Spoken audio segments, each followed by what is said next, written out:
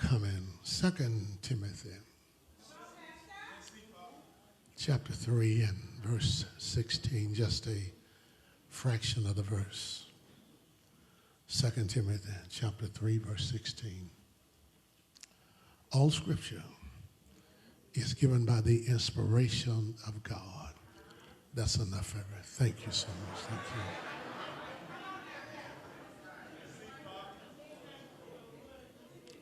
Ushers, you may be seated. Every item you purchase now come with a manual.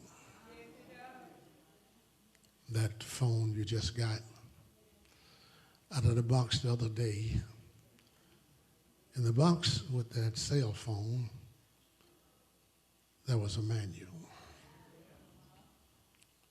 The microwave oven you just purchased a few days ago, in the box it came in, there was a manual. That new Tesla, that Lexus, that BMW, that Mercedes, that Cadillac, in the glove compartment of the car, there's a manual.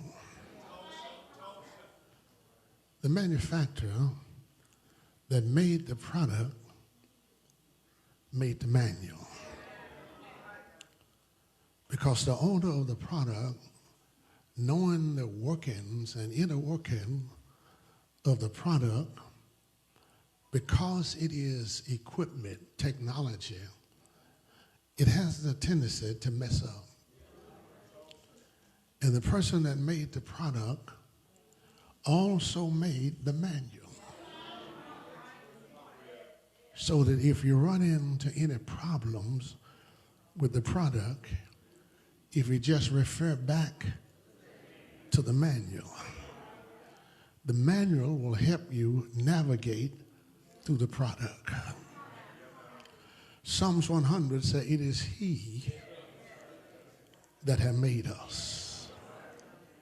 And God Himself, when He made us, He knew that we was going to run into difficulties that we could not figure out on our own. So the God that made us made a manual that whenever you run into any problems, if you just refer back to the manual will help you navigate life to get you to where you should and ought to be. The difference between God's manual and man's manual is that man's manual run out at the grave. The manual for your cell phone is obsolete after the grave.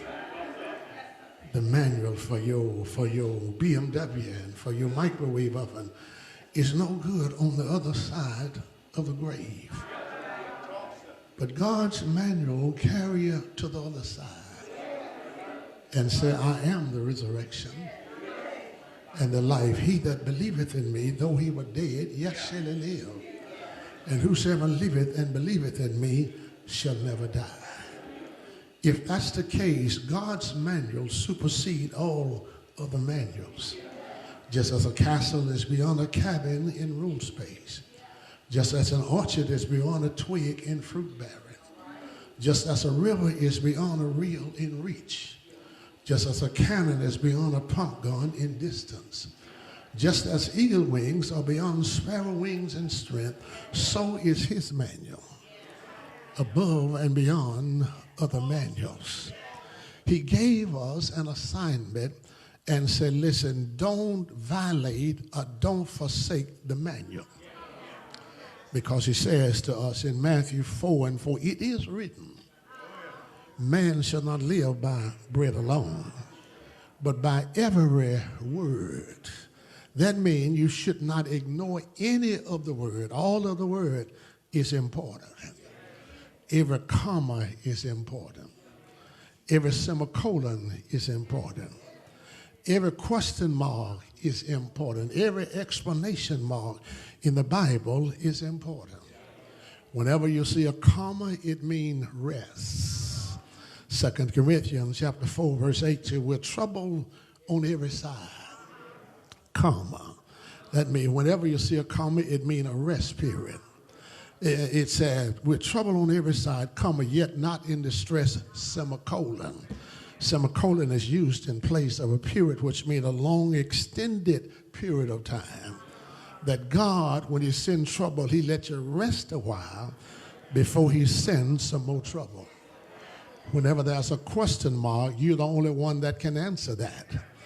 Psalms 116, verse 12, what shall I render unto the Lord for all his benefits toward me?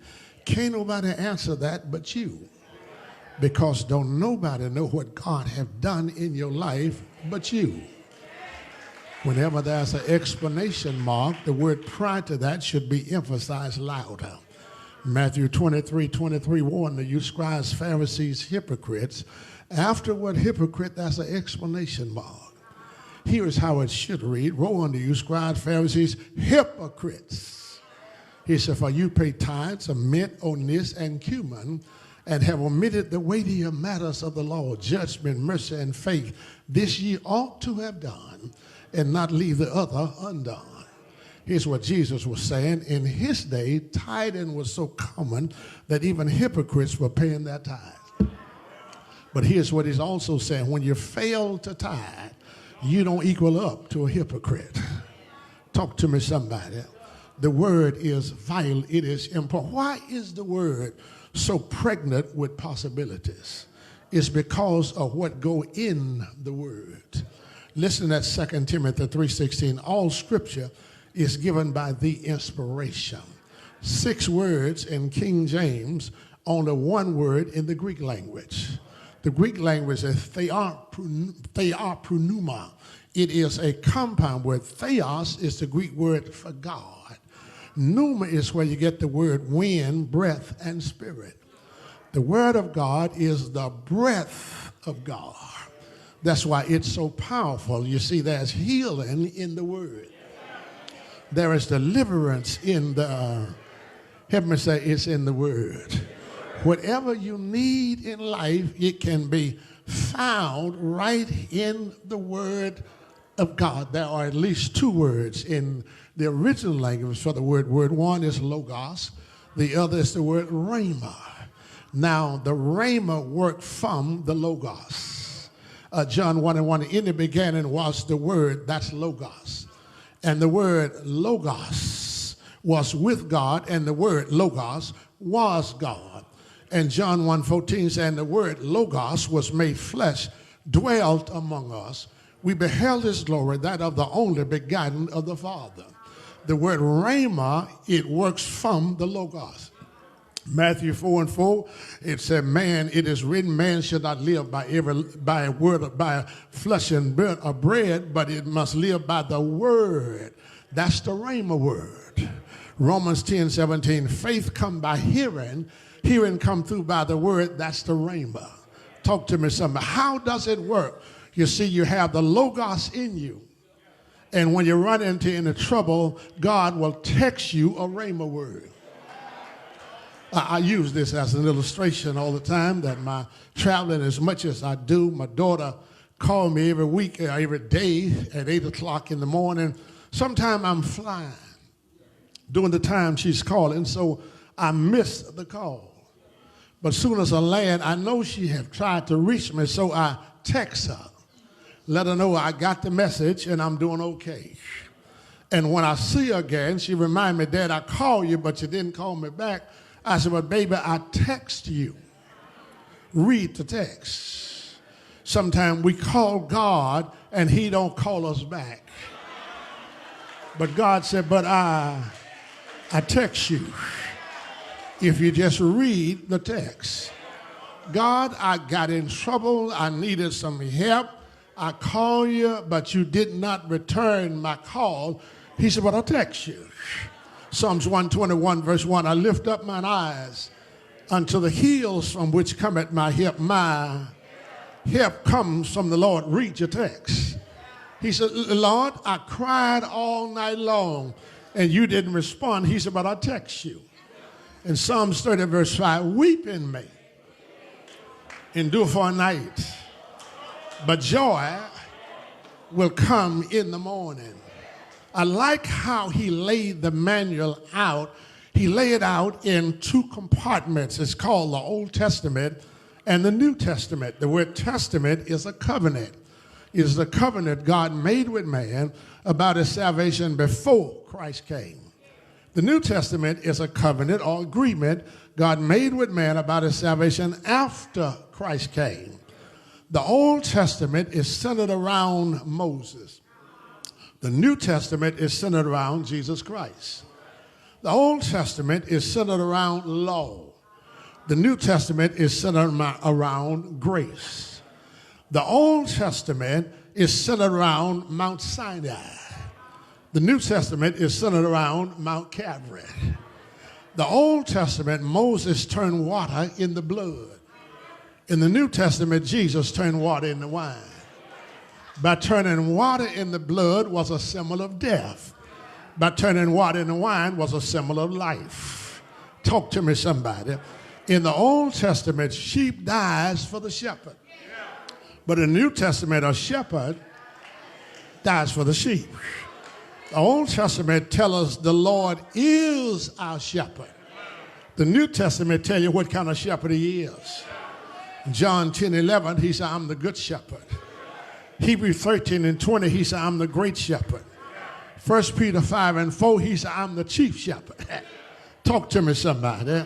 The Old Testament have 5 books of law, 12 books of history, 5 poetical books, 5 major prophets, 12 minor prophets. New Testament got 4 books of gospel, 1 book of history, 1 book of prophecy, 14 Pauline epistles, 7 general epistles. That's 1,189 chapters, 31,214 verses, 773,746 words, 3,566,480 letters in the makeup of this one book. But you have to read it to be wise. You have to believe it to be saved. You have to practice it to be holy. It is a pilgrim's staff. It is a pilot's compass. It is a Christian's chariot. It is a soldier's sword. Talk to me, somebody. And what I love about it, the Lord lays it out so you won't have to reread and restudy what you've already read. Because here's what God do for us. Whatever he says the first time, it settles it throughout. In other words, if you find it in Genesis, it's not going to be different in Revelation. Am I putting you all to sleep? Here's what he does. Number 1, God said, I need to set this in order from the beginning. He said, number 1, I want to show you the plan of man. He said, we need to know the plan of man. He lays it out in Genesis chapter 1. That's a Hebrew word called bara that's mentioned 5 times in Genesis chapter 1. It's in Genesis 1:1, Genesis 1:21, and 3 times in Genesis 1:27. It's our English word create.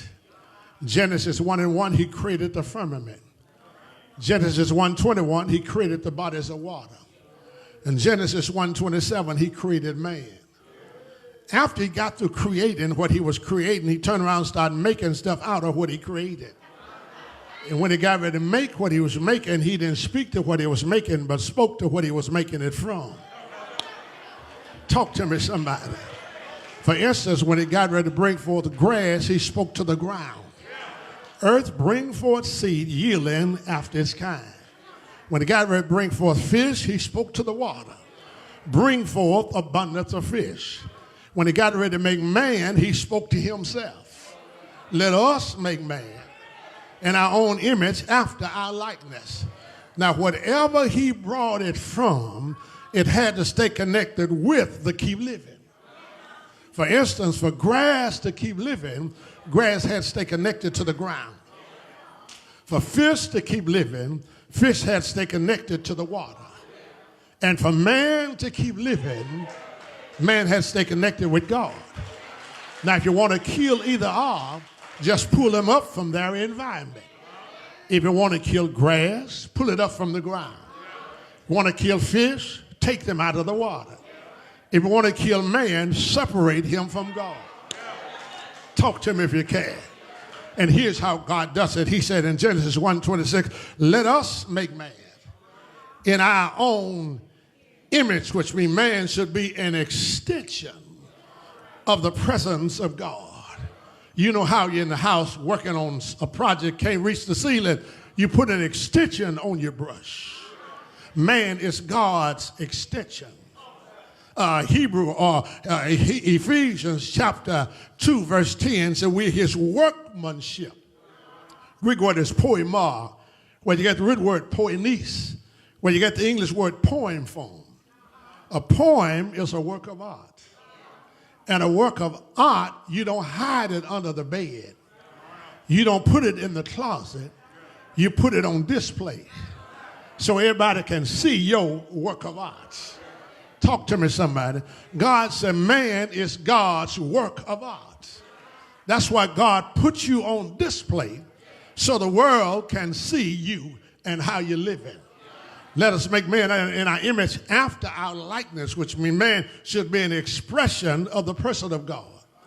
God was so in love with his son till he decided to populate the world with a lot of folk that look like his boy.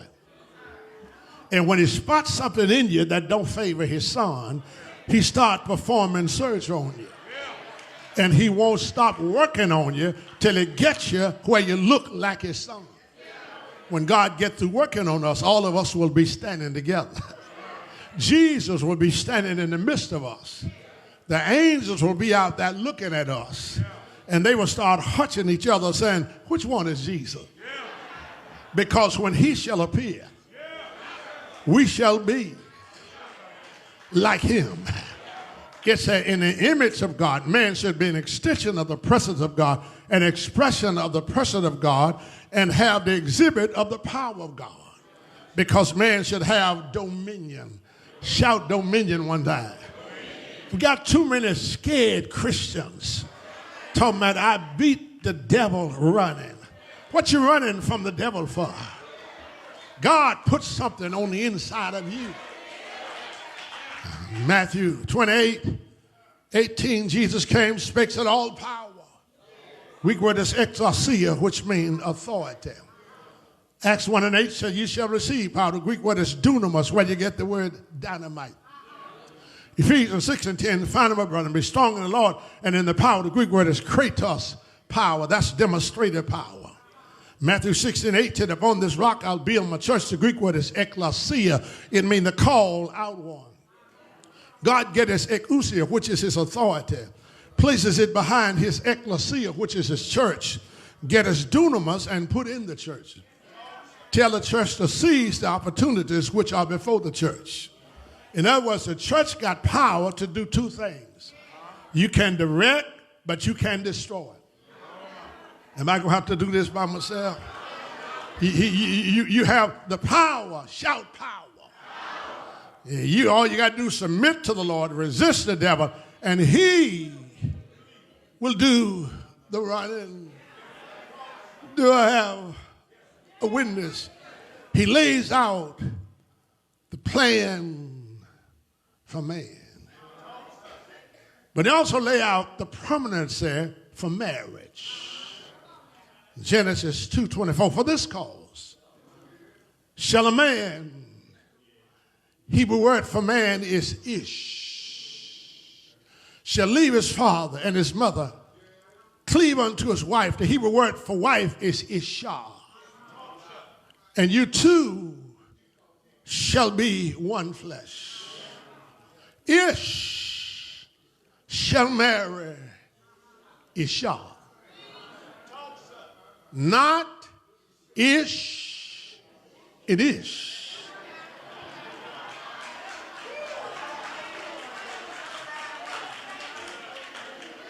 Not Isha and Isha,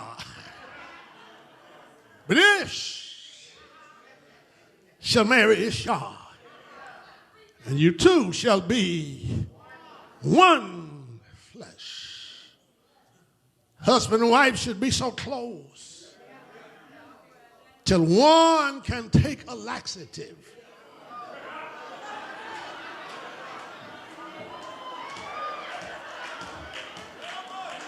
And it will work the other.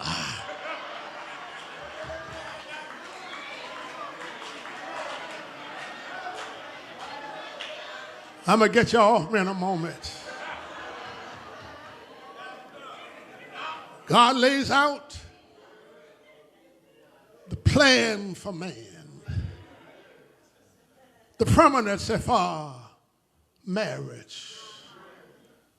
But the problem with murder, Genesis chapter 4, the Bible says Cain rose up against his brother Abel and slew him. The word slew in the Hebrew language means slaughter. It means he took his brother, cut him into little pieces, and put him on the altar. As though he was saying to God, since you want a sacrifice, here's one. God showed up, said, Cain, where's Abel, your brother? Cain got a little salty with God. Am I my brother's keeper? God said, the reason I showed up, I heard his blood.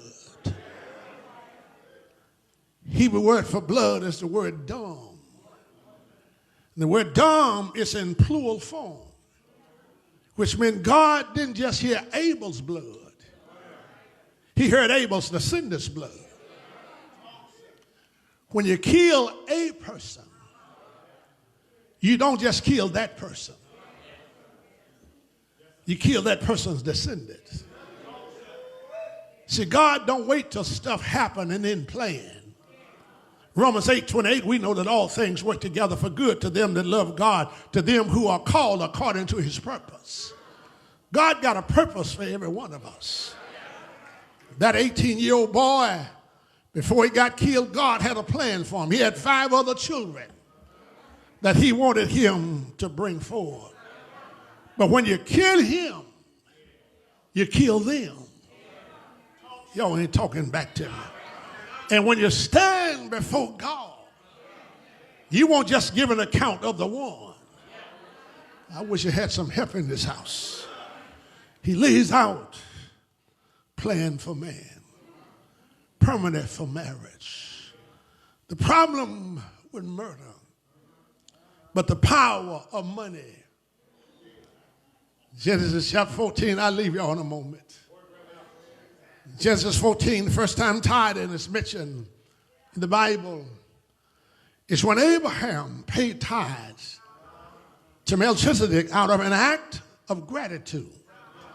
First time tithing showed up was when a man was grateful to God.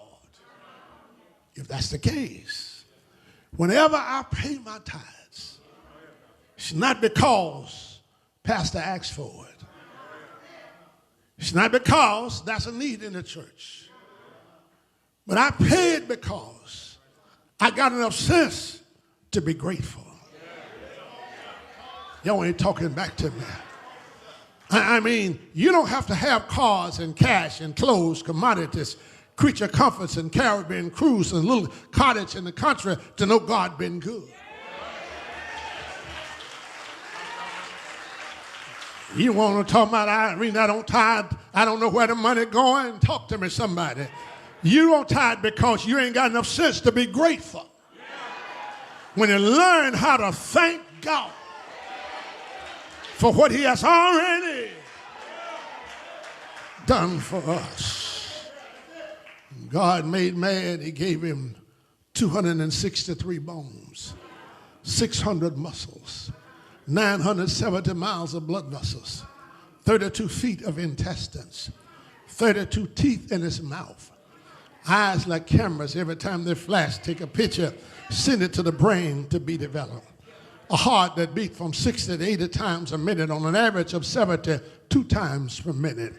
A tongue with 400 cups that can pick up the sweets and the sours. 20,000 tiny hairs in his ear that can pick up the highs and the lows. Hand with 27 bones that represent the 27 books of the New Testament. Psalms 100 says, I don't want you to forget, it is he that have made us. Talk to me, somebody. You shouldn't have to lose your eye to have enough sense to be grateful for an eye. You shouldn't have to have your legs cut off to be grateful enough to thank God you got legs to walk on. Do I have Willis? That's power in money. The plan of man.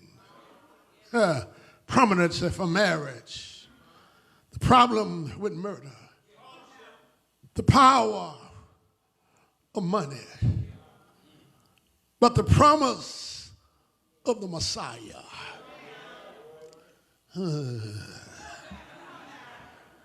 God, Genesis 3:15, he makes his first promise that the Savior will bruise the head of the serpents. God preached a 3-point sermon in Genesis chapter 3, verse 21. The Bible says, God took coats of skin and covered Adam and Eve's nakedness. Now, to use coats of skin, the skin had to come from somewhere. To get the skin, something had to die. If something died, some blood must be shedded. And apparently God says to Adam and Eve, your covering is not good enough. To be covered, God will have to do the covering. Listen how he lays out, and I'm getting ready to leave you. Ephesians 2:8 said we have been saved by grace. Romans 5:1, we have been justified by faith. Acts 20:28, we have been purchased by his blood. Ephesians 1:13, we have been sealed by his spirit.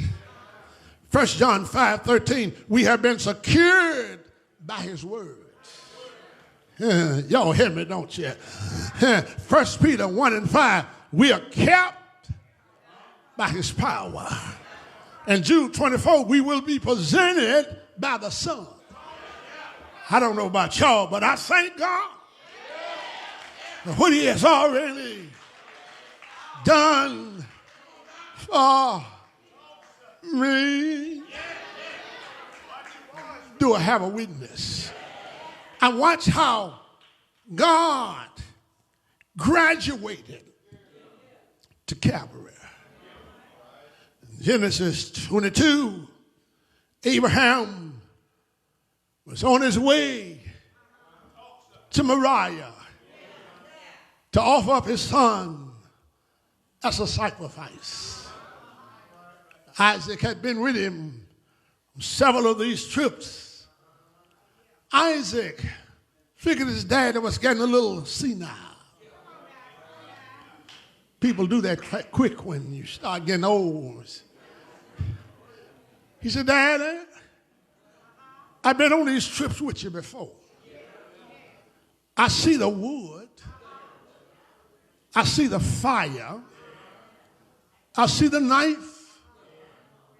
I see the rope. But where is the lamb? Abraham said, my son, God will provide. Provide is a compound word. Pro mean before. Vide is where you get the word video, which means he saw it before.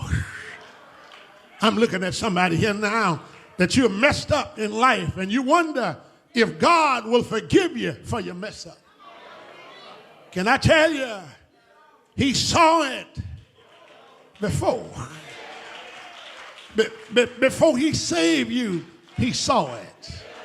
He knew how you was going to mess up, and he saved you anyway. Y'all ain't talking back to me. Help me say, saw it before. God will provide himself. God will provide himself. Let me say it one more time. God will provide himself. In other words, God will wrap himself up in the human flesh and come down and die for the sins of the whole round world. I need to, before I leave this, the text says he will provide. I'm talking to 2 or 3 people in here now. You can attest to the fact that he will provide. I don't care how low you get in life. God will provide. Been anybody here? You've been down to your very last. Didn't know where your next meal was going to come from. But God will provide. I'm talking to somebody here now. You've been laid off all the year. In spite of being laid off, your rent is still being paid. Your light's still on. Still got some food in your icebox. Can I tell you why? God, he will provide. I don't know about y'all. It disturbed me to see how some black folks act sometimes. Act like we ain't been down before.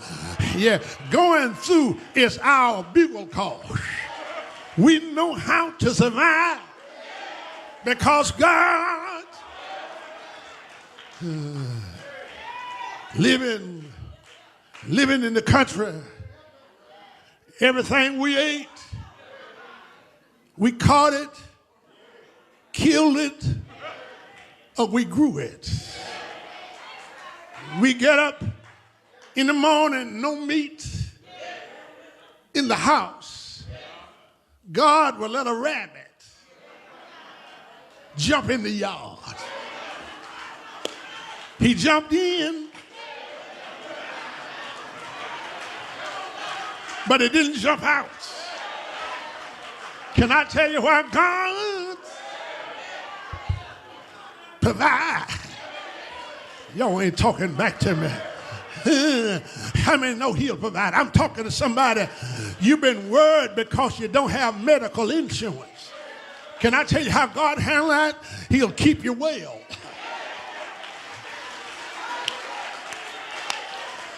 Y'all don't like me this house. You upset because you ain't got no insurance and you ain't been sick a day in your life. Can I tell you why? God, he will provide. Do I have a witness? He plans, lays out the plan for man. Permanency for marriage. The problem with murder, the power of money, the promise of the Messiah. But it also lays out the purpose for ministry. That's enough, I'll let you go. The purpose for ministry. Listen to what he says in 2 Timothy. He said, number 1, preach the word. The word preach is keruso. Word keruso comes from the idea of a herald. A herald is a person that sits at the feet of the king. And the king dictates to him what he wants said. Now, a herald is not an ambassador. He cannot negotiate the words. He got to tell it like it is. Talk to me, somebody. If the king is angry when he says it, The herald got to show some anger when he responds. If the king is rejoicing, the herald tell it rejoicing. Talk to me, somebody. He go and tell what the king has said. But he look like the king. Y'all ain't saying nothing. In other words, the herald don't show up with a jogging outfit on. He dressed like the king because he's representing the king. Y'all ain't gonna help me in this house. And he go tell what the king said. He's not responsible for your response. He just tell it like it is. It's up to you to accept or reject. But I guess I need to tell you, don't get upset with the herald, because it ain't his message. It's the king's message. Do I have a witness here? He got to tell him, I've held y'all long enough. He's a man of the word. He said, preach the word. Can I tell you, it's enough in the word to keep you busy. You ain't got to add to it or take away from it. The word will stand all by itself. He said, preach the word. But watch what it said. Be instant. Epheme is the word for instant. It's a military term. It means hold your post. A lot of stuff will cause you to leave your post. Can I tell you, it's not normal for a person to stay in one pulpit 19 years. Average guy stay 2 or 3 years, he's gone to another assignment. But to be able to stay here 19 years, he's holding his post. Ever got a witness here? You ought to thank God he's holding the post. Everybody come in his office, they didn't come to congratulate him. They come to beg for money, won't pay him back, or come to tell him how they feel. Y'all ain't saying nothing. You got to hold your post. He said, be instant. Then he said, in season. You caress, the word in season. That means when things are going well. It's so easy to pastor when things are going well. When every time you sweat, somebody there to wipe it off. Every time you sit down, they bring you some orange juice. Y'all ain't saying nothing. Every time you turn around, they compliment you, talk about how good you did, how well you blessed them. That's the good times. But the verse said, in season, he said, but out of season. Greek word is caress. That means in bad times. That means when they hang your name on the wings of the morning. That means when you're in the morning newspaper. That means when you're on every Facebook page trying to tear you down. The text says, hold your post. Number one, he's a man of the word. But he got to be mindful of the witness. Because watch 2 Timothy 3:1. It says, I charge you before God. So that means the pastor's assignment is not to worry about trustees or deacons. He got a bigger fish. That's God himself. Because the Father and the Son, they're keeping a record of everything you do. Many times I've come to the pulpit not feeling like I want to preach, but because of who my witnesses are. I have to go when I don't feel like going. When others are out playing golf, I got my knees bowed because I got an assignment to tell a dying world he died wasn't fine, but he got up Sunday morning with all power in his hand. Just shake one hand. Say, honey, the word will pay off. Preaching the word. Won't he do it? I said, won't he do it? Won't he do it? Keep preaching, Reverend. Keep standing because you got two witnesses that's watching everything you say and every word you say. Because in the morning, when it's all over, in the morning, when the wicked shall cease from trouble and the weary shall be at rest, every day will be Sunday and Sabbath will have no end. Is he all right? Help me say, all right. Keep standing on the word. Can I say it one more time? Keep standing. Keep standing.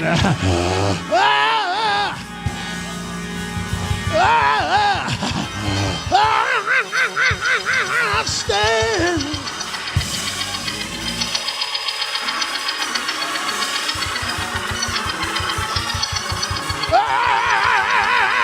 Stand.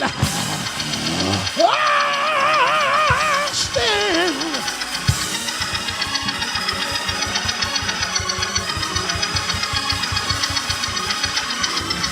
On the word. One mother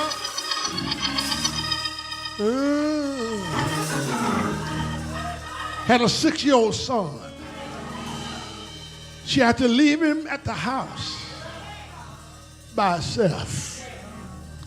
She went to work.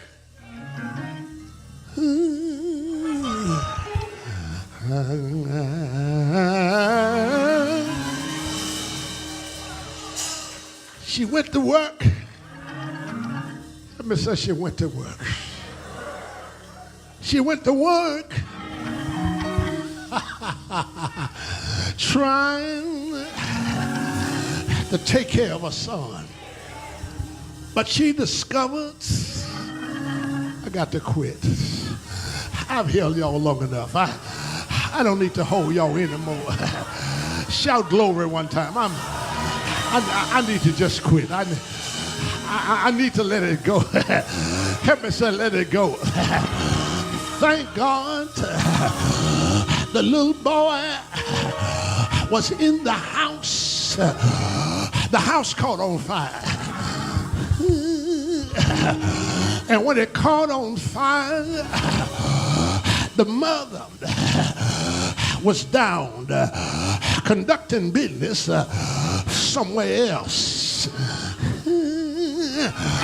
And while the mother was there trying to do a job, the house caught on fire. When it caught on fire, they couldn't get out of the house. Help me say they couldn't get out.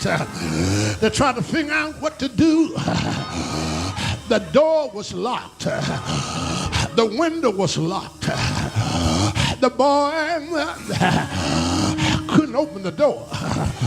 He was too short to get to the window. And because it was too short, it looked like the house was going to burn with him in the house. So he got a chair and stood up in the chair trying to get out. But it was too short to reach the chair. So they got a stool and set the stool in the chair. The boy climbed up in the stool, but was still too short to unlock the window.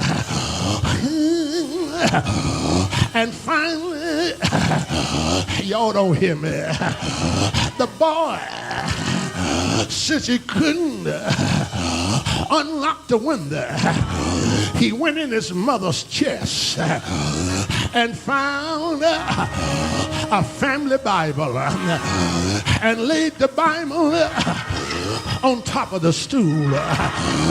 And that boy, when he stood on the Bible, he was able to unlock the window. When he unlocked the window, Mama said, baby, tell me, how did you get out? The boy said, Mama, I stood on the word. I'm out of here. I stood on the word. And since I stood on the word, I was able to make it out safe and sound. Wave at somebody. Say, honey, whatever you do, I stand. I stand. Can I holler one time for me? I stand on the word.